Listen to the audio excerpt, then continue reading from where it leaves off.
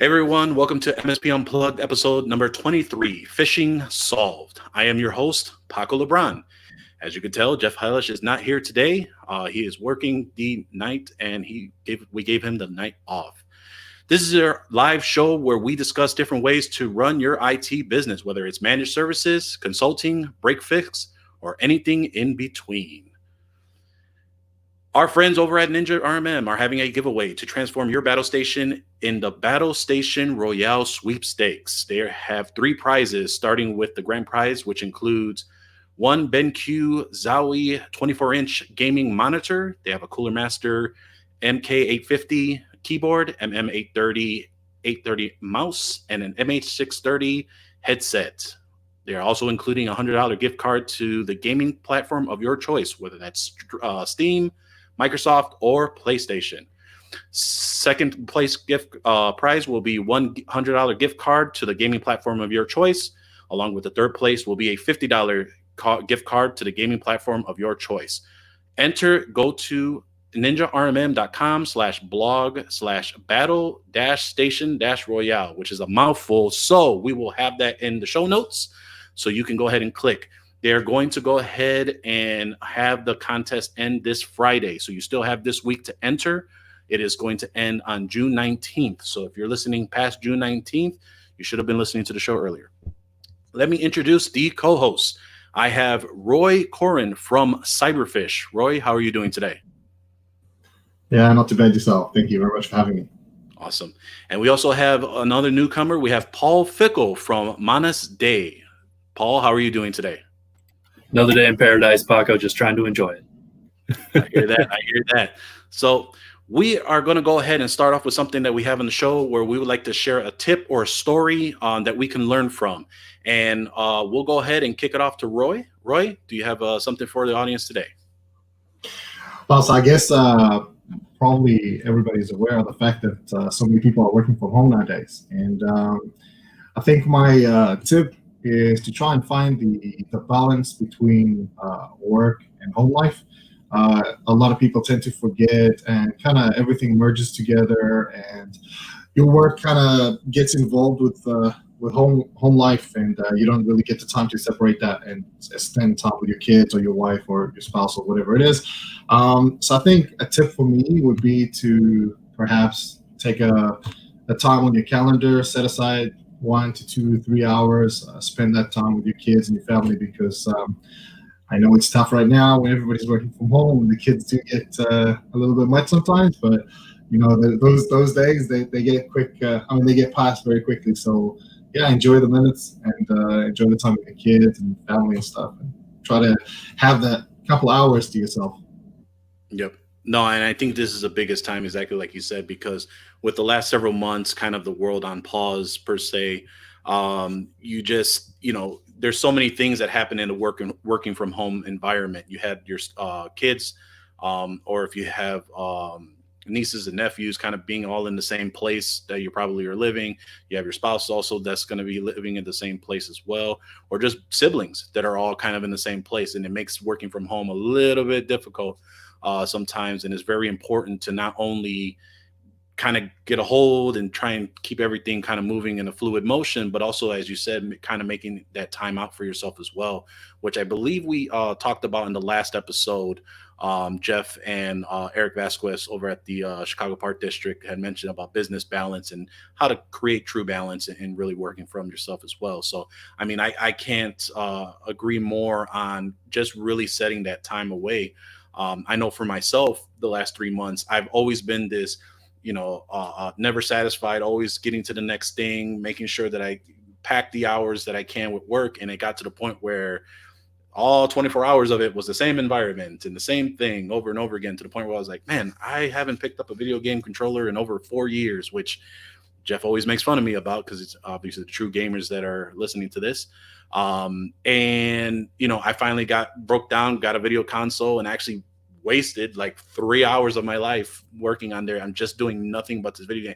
And I can't tell you how great it felt to just have something where you just didn't really have to think about it and just kind of just focused on and kind of just went from there. So I can't agree more. Trying to find that balance is always something that's going to be key for anyone that's trying to just figure out what you're doing for your own business, or as you're working, you got to put a little bit of time for yourself to make sure you kind of get it all sorted out. Paul, you got anything for us today? Yeah, I just kind of want to piggyback what you're saying as well. A priest friend of mine recently actually has been telling me many times over the years, flexibility is a sign of good mental health.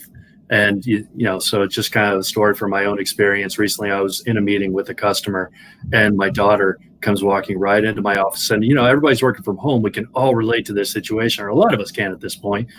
So my daughter comes right into my office, sits down in this chair right behind me, and starts just spinning and spinning and spinning. And I'm like, oh my gosh, this is happening. My customer started laughing. I started laughing. Of course, we're in the middle of a meeting, but flexibility is a sign of good mental health. Stay flexible, stay willing to just adapt to what's around you. My tip for everybody was more so related to relationships.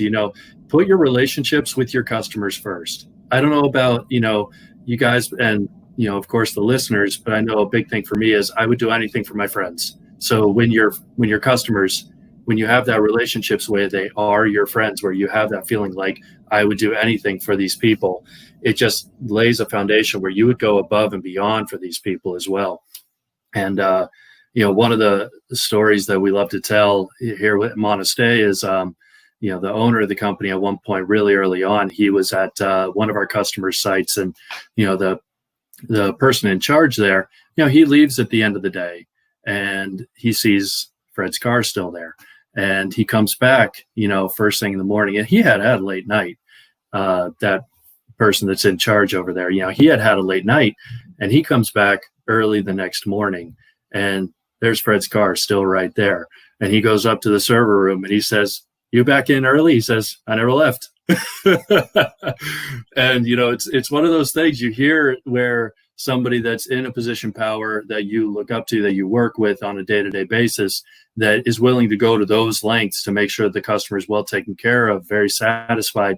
And it's funny, those of us that are tenured within the company, we all have those stories now. We've all had those moments where, you have the 60-hour Microsoft call, or you wouldn't leave the building because you didn't have a key to deadbolt the door or to lock the deadbolt. So you stayed and slept on the couch and to make sure the door stayed locked. You maintain those relationships. Those are key. And especially when you start talking about, cybersecurity, the customer knows you. And if they really know you well, they're going to know when they're being attacked by somebody claiming to be you. Yeah, I mean, and it kind of goes into my story for the week as well. Just building those relationships and maintaining those relationships are so key, especially nowadays. I think, the fact that you show that you authentically do care about your clients as if they were your own, really make to the point of just how you build your reputation for your business. And it's one of those where, for us, we had a similar situation where we could have done just the bare minimum and just kind of left it as is. But really what ended up happening was, for us, is we had a power outage. The weather was really rough on a Tuesday, probably afternoon or so. And all of a sudden I got an alert in our Teams from our PSA, and it went ahead and said servers offline. And here I think, oh, here we go. So, and I was thinking something must have happened here. So then I go into, well, maybe it just went offline and the server's not really down. So I go into our overseer panel, which is what we use for our networking for Snap AV and the Arachnus equipment. The moment I went into the phone, it already shot me my push notification that said the entire network was down. So I said, okay, something's going on over here. So we'll figure out what's going on. So I go ahead and I send an email to the client to say, hey, just saw you're offline. Just want to see if everything's okay. So then I think to myself, they're offline. How are they going to check their email? So I go ahead and I give them a call. And as I give them a call, the phones are dead. So then I said, okay, there's something not going on here. Let's figure out. Now around 3:30, 4 o'clock, that's where the office kind of leaves. And then they go ahead and the rest of the manufacturing kind of continues. So I kind of left it. I said, you know what, she'll probably get back to me when she gets a chance. And then we'll kind of go from there. Time goes on and I check back on the email about 5 in the morning, and the alerts are still going every hour that the server had been offline. So I was hoping maybe it was an outage of some sort, kind of go from there, but then I figured it was already 7 o'clock at this point. I know they're starting their day. Let me go ahead and run out and see what's going on. I could have waited till they reported it to me, but I said, you know what? Let me go ahead and do my due diligence. Head over there. Sure enough, they had a power outage is what happened. Basically, power went out, everything came back on, but the server wasn't powered back on. So we went ahead, powered the server back on. Of course, it was the month that I didn't restart the server, because I usually download all the updates and wait to restart it every so often. After the end of the month, it didn't restart the end of the month. I missed it, so I had to wait for those updates to come on. Everything got applied. Everyone's up. Make sure everybody was good to go. Everybody was great. Thanks. Bye. Talk to you later. Left. Didn't think anything about it. Later on, as we all are firefighters trying to figure out what we're doing for our day and putting out all the fires in our business, I noticed a voicemail from the owner of that business. And I'm thinking to myself, the owner never really calls me. A. B, what happened now? Because we're in this mindset that we're in this business where we always hear the negative. Something's broken. Something is not working. And we never understand, or we never realize that we do a lot of good and a lot of positive outlook and impact into our clients, working lives per se, right? So I pick up the phone, listen to the voicemail, and it's the owner basically saying, hey, and I saw him when I went down there, hey, how you doing, etc. So he says in the voicemail to the gist of, hey, I appreciate you coming down here, but I actually talked to the office manager here for a little bit longer. And it's basically, I thought we called you, but it turns out you actually came because you saw that there was an issue. I would just want to say, I really appreciate you going above and beyond, making sure that our business, especially in this time of day, is still going without any type of interruption. We appreciate you for doing what you did. So the fact that he took it upon himself out of his own to really call me and just tell me how he felt made me feel that I made the right decision. I'm going, even though it was like, do I really want to go over there? Should I just wait to figure out what it is? Do I need to go over there? Doing your due diligence, understanding that, these are the things and this is the time to do these type of things to make sure you build, but most importantly, maintain those relationships. And 3, it's always nice to hear something that was actually positive versus, hey, it's broken, it's not working. What are you doing? Can you help to fix this in the next 15 minutes? So that's my story for this week. And I thought that was pretty impactful for us over here. All right. So we're going to go into our main topic, and that is Cyberfish. Cyberfish combines computer vision and AI to stop phishing emails and websites in real time before they have been reported or added to the blacklists. But before we go into that, I want to go ahead and actually have Roy tell us a little bit more about how you kind of just got into the role, got into the industry, and how did you end up here today? Wow. I didn't come from the IT division at all. I pretty much migrated into IT from medical and dental division. And I came across this company, which is Cyberfish, through some contacts of mine. And when I looked into them, I saw something which I really liked, really interested me, and sort of piqued my interest. I looked quite a bit into the company and what they do, and I decided that this is a good fit for myself, something that I like. I actually got to meet every single person in the company and make sure that this is the kind of people that I want to work with. And, I'm actually super happy about my decision. It doesn't always happen, but it worked out. It worked out great for me, and I'm super happy. Cyberfish actually started because of a pretty much a hole in the market, if you may say that. As you're aware, phishing is a massive problem, a massive issue throughout the world, not just in the United States. And Cyberfish saw the gap, and that's how they pretty much filled it up. I don't want to take too much of the rest of the conversation. But Cyberfish was developed in such a way where we were attacking the phishing only.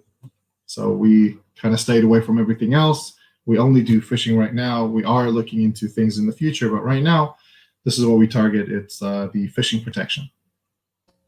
Very cool. Very cool.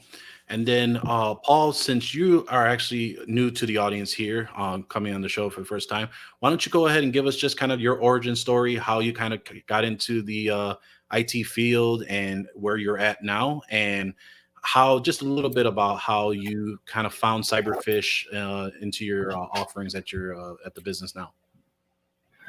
So my start into IT was a little unconventional. I did not have any interest in computers. I actually was told by a friend of mine, very close friend of mine to this day, that, hey, the university that I was going to school at the time had an opening in the IT department for a student worker, and he wanted me to apply. I said, no, not really interested. And through some coercing, he managed to get me to go ahead and put in an application. And I managed to, did the interview, really enjoyed the guys. We had a very good connection and, got the job. And then my first job was building computer labs and imaging them and just putting together the pieces, everything being so logical. I just fell in love with the industry. It was so much fun. It was such great work. And, so here I am today, been in IT since 2007, I think it was. And I'm sorry, the other question was Cyberfish, I believe, and how we ended up finding Cyberfish. The owner of the company, Fred, he came to me and said, hey, I found this great new software. You got to check this out. And so we sat down, we just, talked about it for a little bit. And I just kept on asking questions, can it do this? Every time he said yes, I kept on thinking to myself, oh, well, what do they say about things that are too good to be true? Well, then we met with Roy and one of his coworkers as well. And they resolved an issue that we've been facing for years with business email compromise attacks, and which are also a form of phishing. And it instantly made a huge difference for a lot of our customers. So yeah, it's an amazing product. I'm really happy. Gotcha. It's kind of a similar situation as well. I actually had Amit, who's I believe one of the co-founders of Cyberfish, reach out to me on LinkedIn and just said, "Hey, look, we understand you're in the IT industry. We'd love for you to kind of take a look at our product and see kind of the kick the tires and see what you thought about it." And we were using another anti-phishing product at the time as well. So we figured, you know what, why don't we go ahead and take a look, see what they have to offer. And I can't tell you kind of just the amazement of a lot of the things that we found with using it, Cyberfish, because of some of the more simplicity of how they bring that data to you. And also really for us, we made the decision that we needed to do more than just offer Office 365 licenses or offer G Suite licenses. We really needed to do more. We just, can't just stand by with everything that's kind of going on and turning on and hardening the systems and doing what we can. There's got to be a better way of doing certain things. And specifically, phishing was a very big piece that was plaguing a lot of our customers, even though we had anti-spam and other tools in place. We needed something that was a little bit more protective, a little bit more precise, but also didn't need a lot of setup, and really just able to just kind of hook in and start monitoring as we kind of move along from there. So I can say that, from doing that and working with it over the last several months has really helped out with our offerings, because it's one of those components that we decided to add on along with, doing SaaS backup, also doing encryption if it was ever needed, and really understanding that we're offering a bundle or a service versus the actual product lines to our customer. And this was a big piece for us that we needed. And currently, as a disclosure, we are currently using Cyberfish as well for our stuff as well, as we kind of move forward with a lot of the great things that they have coming on as well. But yeah, that's kind of how we kind of got onto it on ourselves here. But Roy, why don't you go ahead and tell us a little bit more on really how Cyberfish is really making a splash nowadays. I think that, you guys recently had in some involvement at the CyberCon with Huntress and Perch not too long ago. A lot of people have been talking really great on what Cyberfish is doing. But why don't you kind of tell us a little bit more on, what Cyberfish really does?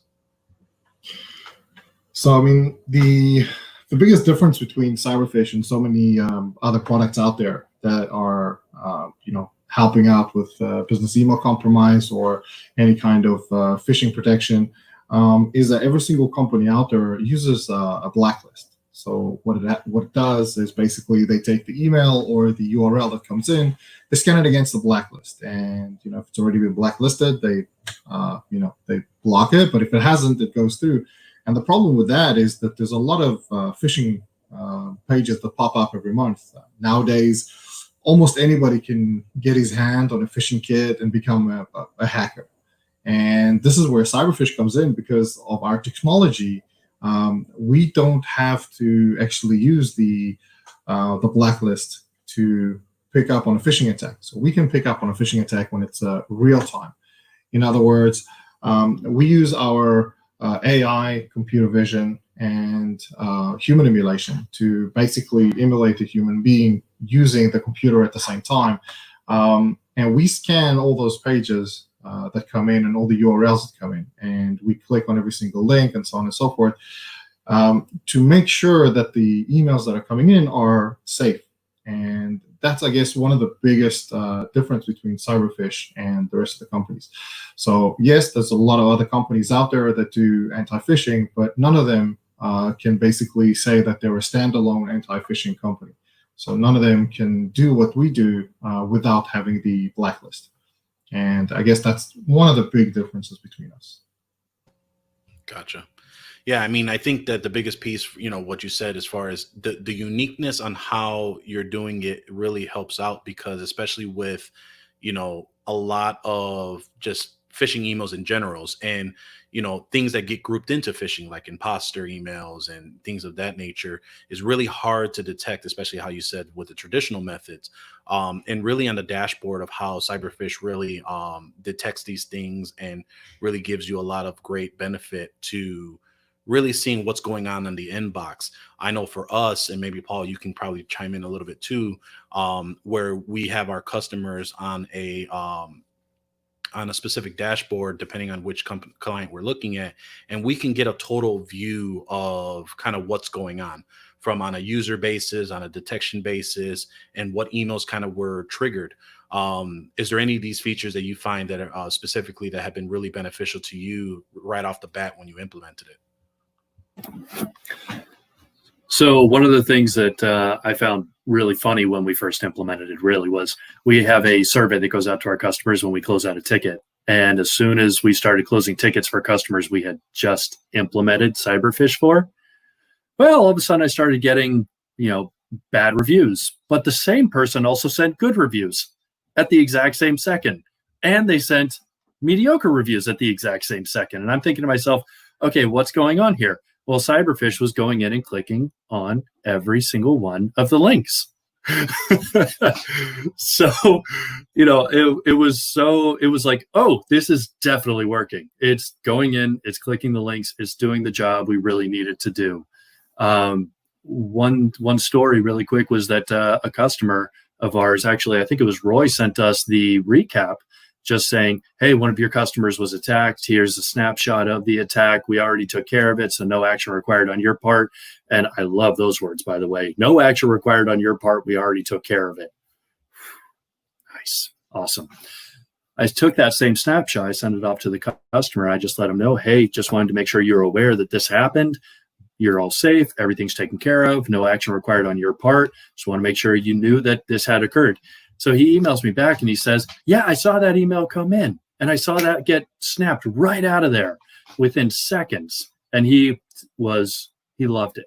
He absolutely loved it. He lauded praises within the email, which this individual doesn't usually. So yeah, lots of good feels.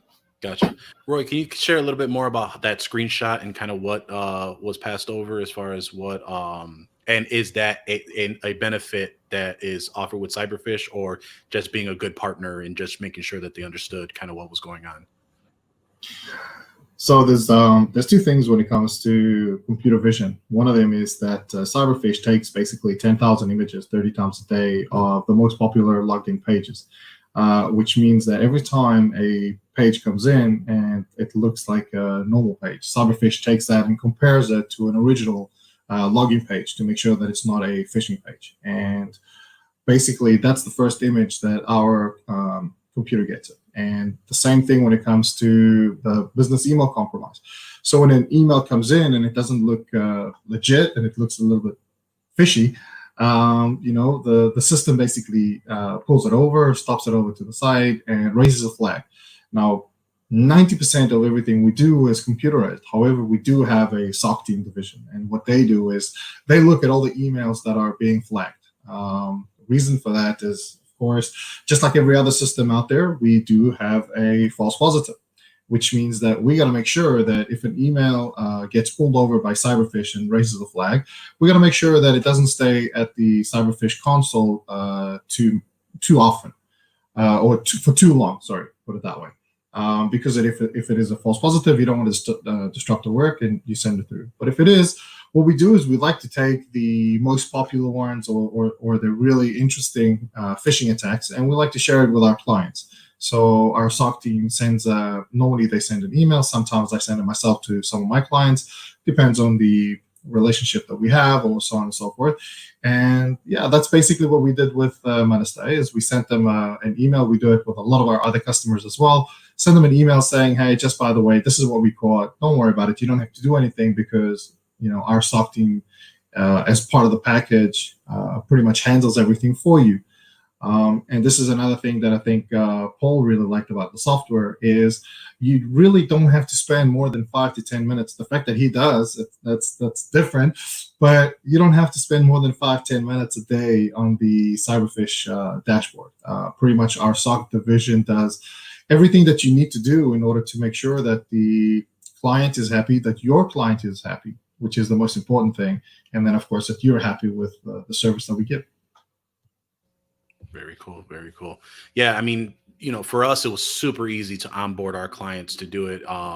It just plugs right into the same APIs that you would to log in through Microsoft Office 365, Microsoft 365 as they changed their name, or G Suite, which are the two platforms that you guys currently support.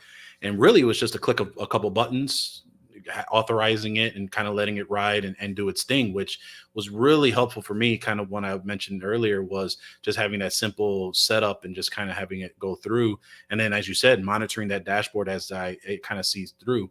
But I do love the alerts as well. There's a component where, Cyberfish will actually send out alerts letting us know, hey, something got triggered. You want to take a look and see what's going on.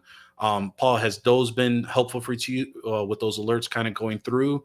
And, how have they helped you with making them actionable and kind of including those in your process? So they've been first and foremost, they've been extremely helpful, just knowing what's going on at our customer sites and being able to relay that information back to the customer. A big part of what we do is not only protecting our customers, servicing our customers, but it's also showing them what we're doing behind the scenes, kind of going back to that feeling of relationships. A good relationship requires communication. And if a customer doesn't know all the amazing things that guys like you, Paco, and your and your listener base, I should say, are, all the amazing things that you guys are doing for them, they might just think it's just that phone call that's coming in, when really it's all that protection on the back end. And I will say a lot of the time I spend in Cyberfish isn't so much interactive. It's more so just, well, what's going on? What's been happening? So that way I can communicate to my customer base, hey, here's some things that have been going on in the back end while you were able to do your job. So it's all about peace of mind. Gotcha. Yeah. I mean, like I said, the dashboard is actually pretty simple to the point where to understand that. And then just having those integrations as well. Right now, Roy can speak to probably a couple of the top PSAs and systems that currently are integrated right now, and there are some pending synchro. But anyway, the point to the is that where kind of our system, we actually have it set up where it'll just email into our ticketing system and help trigger the automation for that point as well, because that's how we've introduced that flow on being able to understand kind of being detected and also being actionable, and just making sure we're front of mind, as kind of what Paul mentioned, in front of the customer, to let them know, hey, look, this is what's going on. Because one, we want to make sure, hopefully you weren't expecting this type of email, and two, if you were, why are you expecting this type of email, and having that conversation a little bit more in depth to understand kind of what's going on. But Roy, why don't you go talk a little bit more on some of the partners that are working with Cyberfish right now?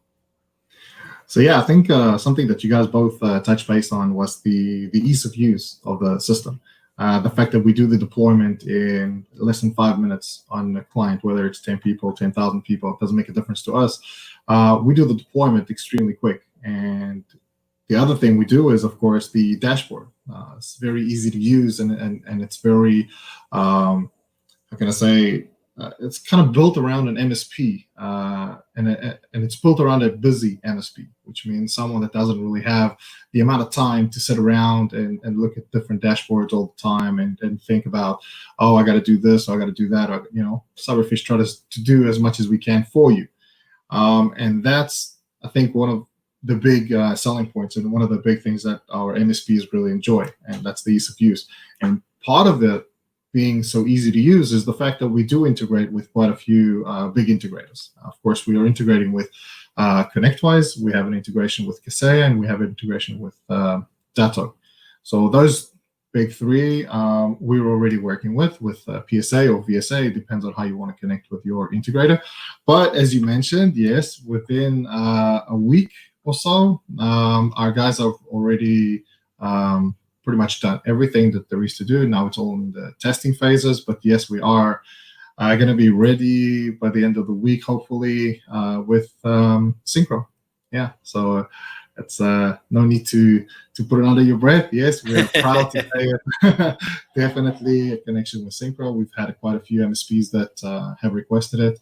And this is, I think, another sign about Cyberfish. We're very quick off our feet, and I think that a lot of our MSPs would be able to come forward and say the same thing. If they've requested something that they need on the system, or if something's missing on the system, it doesn't fall on deaf ears. It definitely goes into our list of things to do and to improve our system.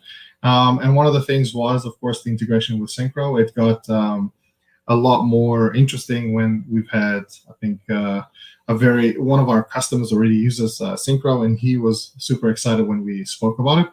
And then, of course, you and a couple of other MSPs that were talking about Synchro. So we kind of moved it up the list and made it possible. So, yeah.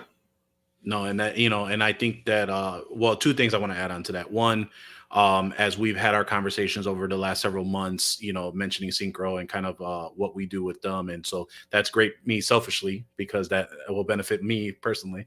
But two, I wanted to highlight specifically, and the reason why we kind of made that switch to working with Cyberfish is the fact that, exactly like you said, these feature requests don't fall on deaf ears. I think working with your team and working with the company has been such a great experience, because it's not here's the feature request, we'll escalate it, we'll let you know what happens, and we'll get to you when we get to you.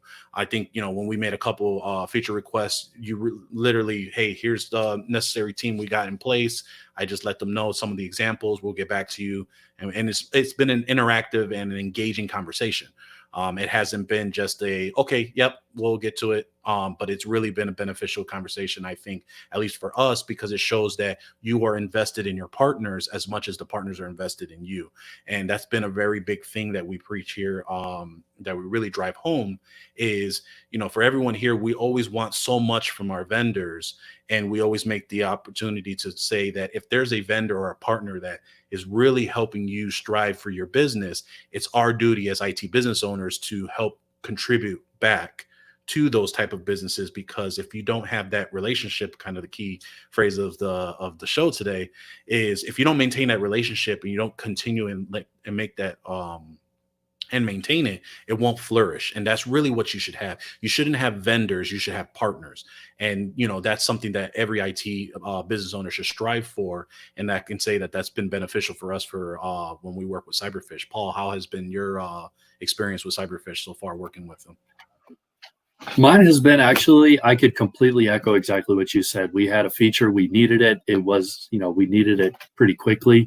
And I would say the turnaround time was above and beyond. It was above and beyond. And, we were cooking with gas. So just quick email to Roy, how do we make it do this? I really needed to do this. And he responded. And I think we even had a call pretty late at night on a weekend just to talk about it. And him and another, I can't remember if it was a senior engineer, but it was it wasn't just Roy. It felt like a Cyberfish team, and they really do a good job of making you, the MSP, the customer on their end, and Paco, you put it best, the partner. They really help to make you feel like a partner. They help to make you feel like family, and they definitely have gone above and beyond for us, even if our requests haven't been, hopefully anything too crazy, but. Very cool. Very cool. So we're going to take a quick break. I want you guys to kind of collect your thoughts, see if there is anything else that we can elaborate on with the Cyberfish platform, phishing in general, kind of going from there. But I wanted to talk about TECHCON Unplugged. As everyone knows, our conference that is going to be September 25th to the 27th in Grand Rapids, Michigan. Things kind of obviously got put on hold and pause because of with COVID-19 and just kind of understanding where we're going to be kind of as we move forward. I'm happy to hear that, here in Chicago in the Midwest, that we're probably going to be moving into what's called phase 4, which sounds like there's going to be bigger gatherings allowed. A lot more things are going to be opening up, which is a positive sign. However, we have received your input and your feedback on concerns on social distancing and kind of what we're going to be doing with the conference. So as you all know, we did send out a survey email back, I want to say maybe about a month and a half ago. If you are on our newsletter list, please fill out that survey. We have about a good 40% of the people that we emailed that filled it out. Just giving us your feedback. Are you planning to come? Are you concerned about coming? If you are concerned about coming, what can we do to help, minimize any of those concerns and help you through that?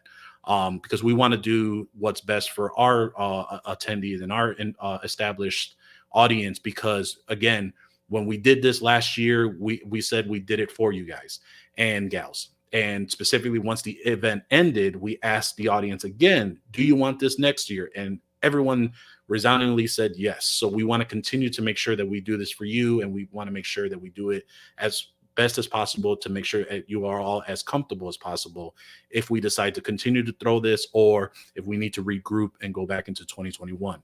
So we will be making that call here. July 5th is when we'll make the official announcement if we will continue to keep going. As of today, we are still on. We are still going. We've planned out a lot of the great sessions. We got a lot of great fellow MSP, IT business owners, like-minded individuals, and quite a few vendors that have signed on to be a part of the event as well. So again, fill out that survey. If you haven't signed up on the newsletter, you can always go to techconunplugged.com, fill out your email address there, and we can get that over to you. But again, if you could fill it out by July 5th, well, July 4th, because we're going to be making that announcement probably July 5th if we decide to have a show then. But again, can't stress enough to go ahead and fill that out because that'll help us understand if this is something we need to continue to move forward with, or again, if we should go ahead and regroup and kind of move from there. So appreciate everyone's input and go from there. If anyone has any emails or questions, we really want you to go ahead and send an email with your questions to us or comments. Are we doing good? Are we doing not so good? Is there more information you want to be added? Are there things that you want to see here? More vendors, more panels, particular topics you want to hear about? Email us over at jeff@mspunplugged.com. We welcome all the feedback that we can get. Again, we try to make sure that we do this to be as relative and as engaging as possible for everyone that is listening and watching on this fine programming. All right. So we're going to go ahead and move forward and talk a little bit more about Cyberfish. Roy, why don't you go ahead and tell us more about kind of, I know that we have a lot of great executive reports that kind of gives a summary on the pieces that are on that particular domain or the client that we are monitoring. But can you tell us a little bit more about some things that may be coming to Cyberfish that may not be in the platform right now that you can probably let us know? Sure. A couple of weeks ago, a couple of MSPs requested to have the possibility of adding their logo to the Cyberfish executive report. The executive report, I guess, is something that you would give your client to show them what Cyberfish has done and what they're basically paying for for phishing. Sorry. So we are coming out within the next 2 weeks or so with the possibility to add your logo right next to Cyberfish's logo on the executive reports that you can send that through to the company that you're working with. I guess we've just launched, of course, the possibility to scan attachments. So we do the inline attachments on emails. So it's something that Cyberfish can open up and check for phishing in attachments, which is something quite great and quite unique. Not many companies out there could actually do that. And we've been catching a lot of phishing in attachments. I guess multi-tenancy is another thing that's coming out. And the biggest thing, I guess that a lot of my MSPs are actually waiting for, and we've had some delays in sending out because we want to make sure that our product is perfect when it comes out, is the possibility for spam. So we are going to be looking into adding a spam filter for Cyberfish. So Cyberfish will be doing anti-phishing and, of course, catching spam. And we're currently looking at the possibility of doing the spam filter through our API system. So there's no need for MX records to, for changing of MX records or anything like that, which makes it a lot more easy. And of course, the same thing will be the integration or the deployment onto the company will be as quick and as easy as it is right now with Cyberfish. Those are the big things that I can talk about right now. There's, of course, always things happening and moving around in the company. But yeah, those are the interesting things that are popping up in the next couple of weeks. Gotcha. No, and that's music to my ears. If I can get my spam filter to be API and not have to mess with the MX records, because it's such a pain to create those connectors and so forth. If you all know what I'm talking about, you know what I'm talking about. But why don't we go ahead and before we kind of wrap up everything and kind of go into it, Paul, do you happen to have maybe a story or something that where implementing Cyberfish really helped you out with a client, or just implementing it one site that either was troublesome or just was a breath of fresh air that you were able to say, you know what, if I didn't have it here, this really could have gone sideways, or the fact that I can have this visibility really helps us now kind of moving forward? You have anything for that? Oh, absolutely.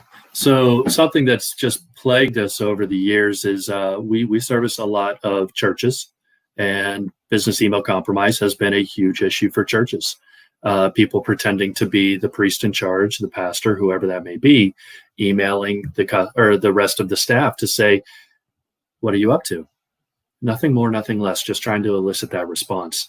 And once the user, of course, responds, they got them. They know they got a live person on the other side, and they just start sending emails. And those, for somebody that we support a lot of nonprofits, those attacks have just been running rampant. And what we've been doing is just really training people, talking to them, teaching them.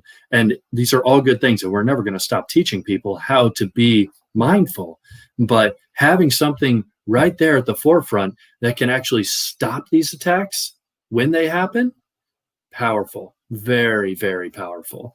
And so, just sharing that with some of my customers, some of the priests, some of the pastors, just letting them know, hey, here's something that was stopped by Cyberfish. Here's a whole list of emails that were sent to your staff that the system caught, and they're not there anymore. It's very powerful for us because it's been such a tough road to get to this point where we don't have to worry as much about the pastor, that those BEC attack going to the person, and then finding out a week later that Joey Bag of Donuts sent $250 of Xbox gift cards because they thought they were helping a child with cancer. And that's usually where it ends up, is they believe they're doing something legitimate, and they just got completely scammed. And it's so sad when you have to talk to those people about that. And so this is peace of mind for me. It's peace of mind for my customers. It's overall just that I could probably rattle off multiples of that exact story. Yeah, I mean, I think you really hit it on the head, because for my clients, I have a commercial real estate client that this really helped out, but I feel that the nonprofit sector really gets hit very often and hard, especially in that way. And we've had a few of them in that same realm where the CEO or president will go ahead and reach out to some of the staff members. And it's that urgency of making sure that they can please and make sure. And it sounds okay. It sounds right, because that's kind of in that realm of depending on what non-for-profit work that they're doing. But specifically for my commercial real estate client, they had a similar situation where they were expecting an email I'm not sure if it was one of their clients or a title company. I can't recall exactly specifically who it was they were waiting on the email for. And they were saying how they received the first email, and then all of a sudden they couldn't find the email anymore. And then they were waiting for the replies, and I could see the replies coming in, but obviously it was what we all call the Joe job, where it was not the specific person that they were waiting for.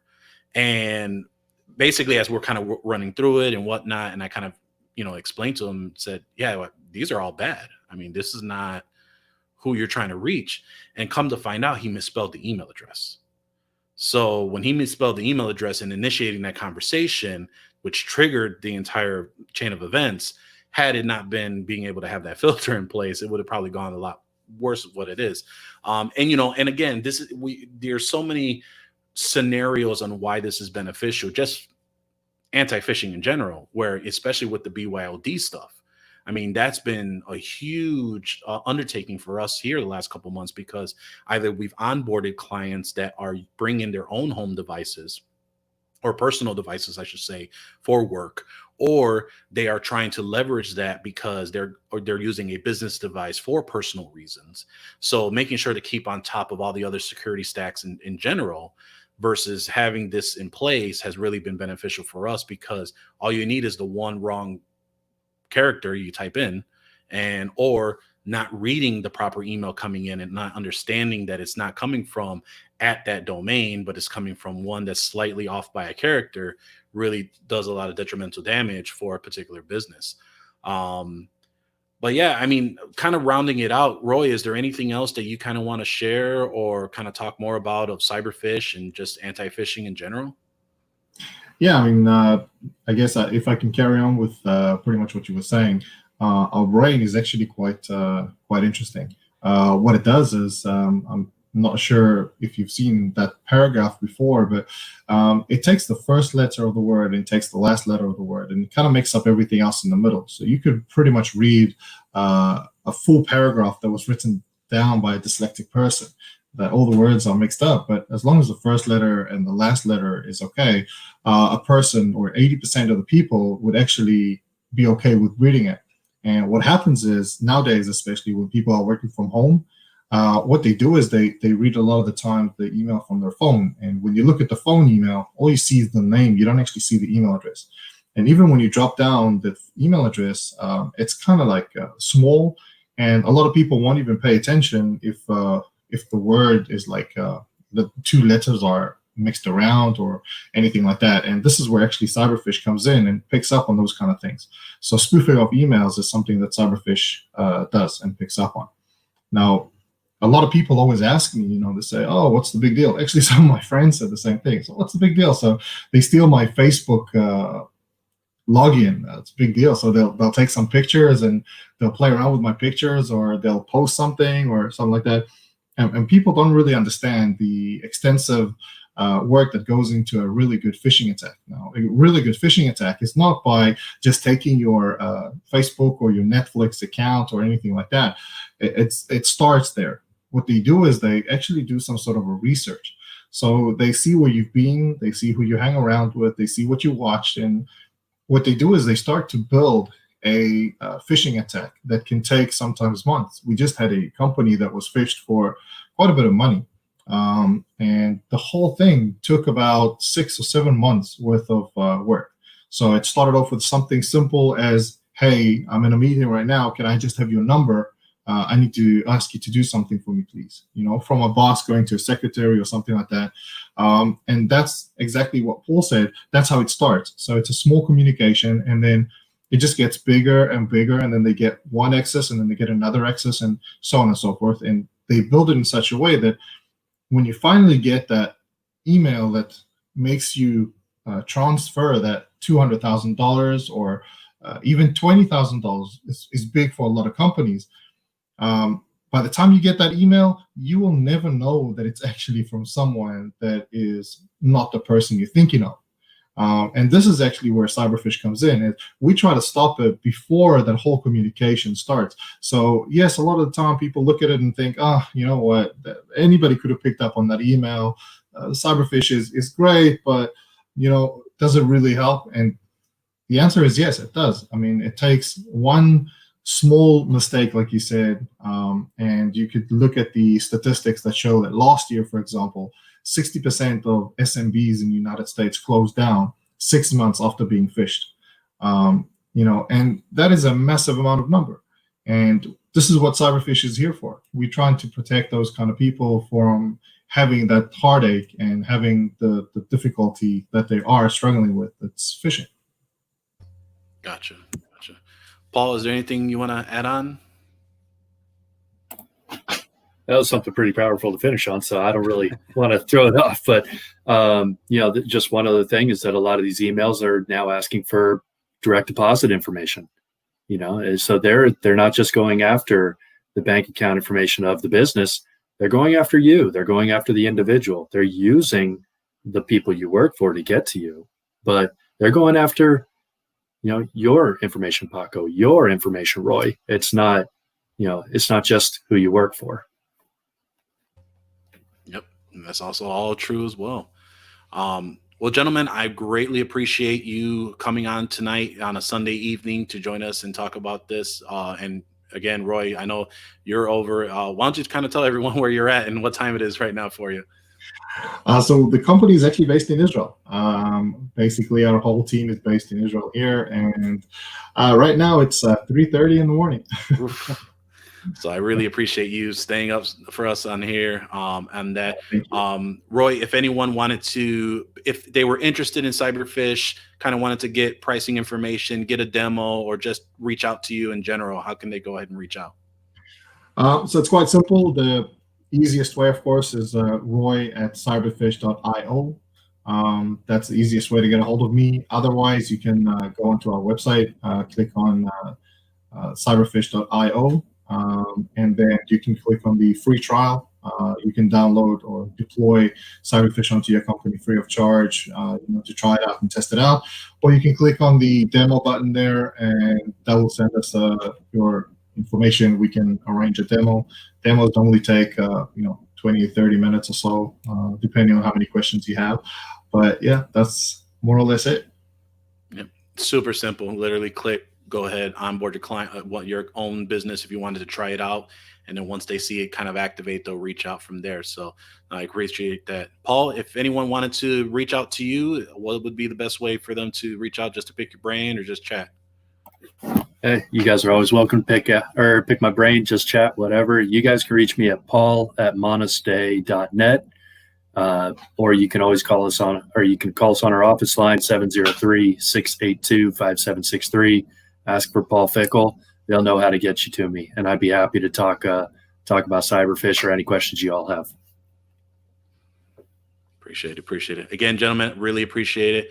And for everyone here listening to us, we appreciate you joining us again on this evening.